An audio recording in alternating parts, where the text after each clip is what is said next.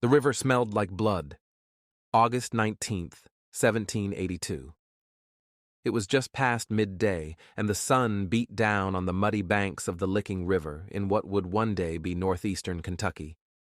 The tall bluegrass shimmered in the heat. A faint breeze carried the scent of gunpowder and sweat.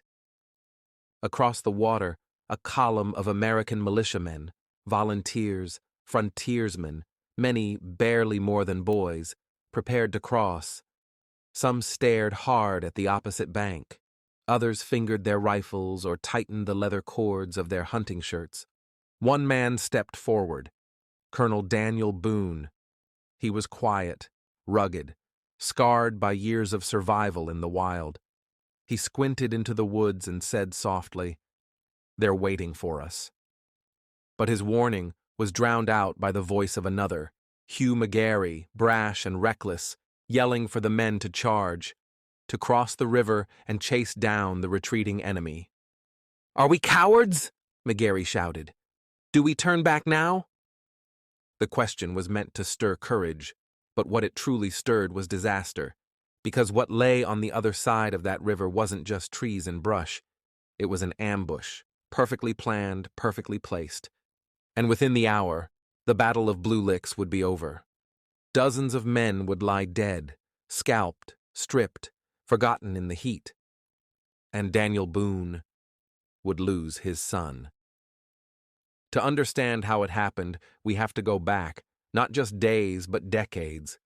The Kentucky frontier in the late 1700s was not a place of peace. It was contested land, rich, fertile, and soaked in conflict.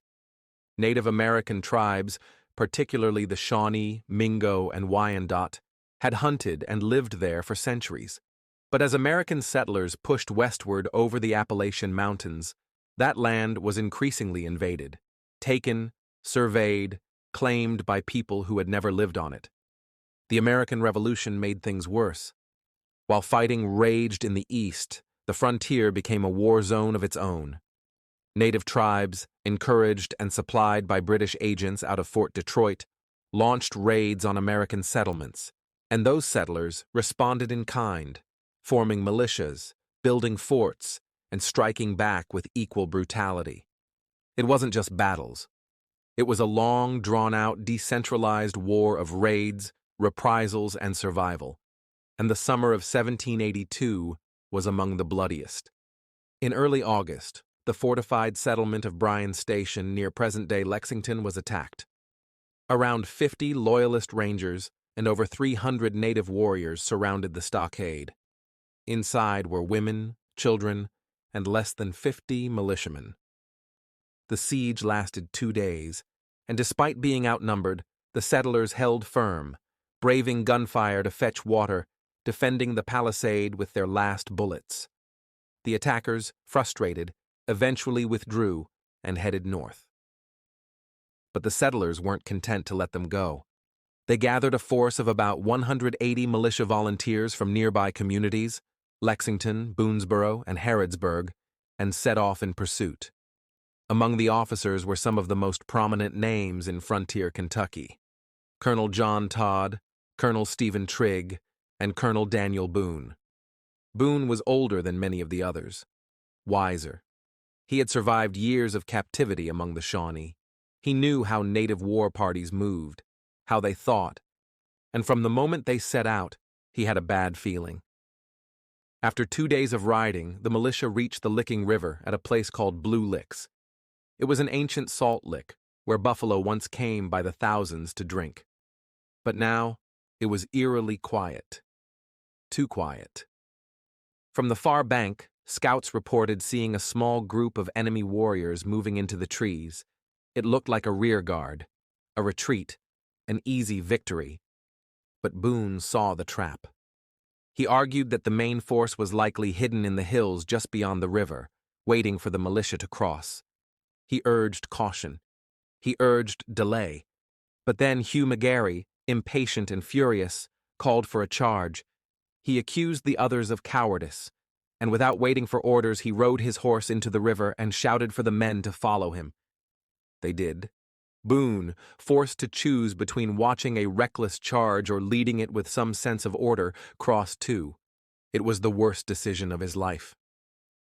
Once across the river, the militia split into 3 groups: Todd in the center, Trigg on the right, Boone on the left. The ground was dry and open. A ridge rose ahead, dense with trees and brush. The men climbed, and then, at the crest, the woods exploded. Hundreds of warriors, Shawnee, Wyandotte, Mingo, opened fire from concealed positions on both flanks. They were joined by Loyalist Rangers in war paint, trained in frontier fighting. The Kentuckians had walked straight into a horseshoe ambush. Within minutes, the center column collapsed. Colonel Todd was shot from his horse.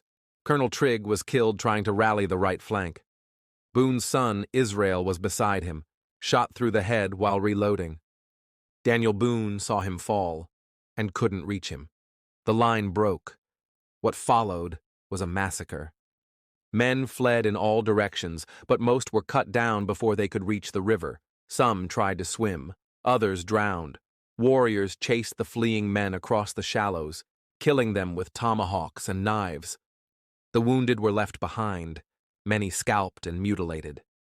Later accounts described bodies found naked, bloated in the sun, torn by animals. It was one of the worst defeats in frontier history. Out of 182 militia, at least 70 were killed outright. Dozens more were wounded or captured. Of the officers, only Boone survived. He crossed the river in silence, his son dead behind him. 3 days later, Colonel Benjamin Logan arrived with reinforcements. Too late. He found the battlefield covered in corpses, the air still thick with decay. The militia buried what bodies they could and burned others, and then they set out for revenge. The next month, Logan led a campaign into the Ohio country, burning Shawnee villages, killing warriors and non-combatants alike. It was the start of a long, bitter chain of reprisals that would stretch into the next decade.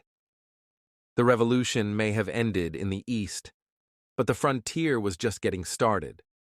The Battle of Blue Licks is often called the last battle of the Revolutionary War, but it wasn't just a postscript. It was a turning point. It showed how little control the eastern states had over the frontier, how peace in Paris meant nothing in Kentucky. It exposed the arrogance of militia leaders and the failure to listen to experienced voices like Boone's. And for Boone himself, it was a personal tragedy. He never spoke much about the battle, but those who knew him said he was never the same.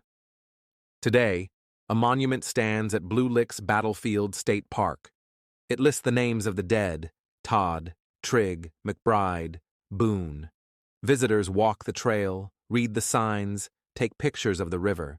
But for those who understand what happened there, it's more than a park. It's a place where pride met planning, where arrogance cost lives, where a father crossed a river with his son and came back alone. Thank you for listening to Deserted Trails. Subscribe for more forgotten stories from the old frontier.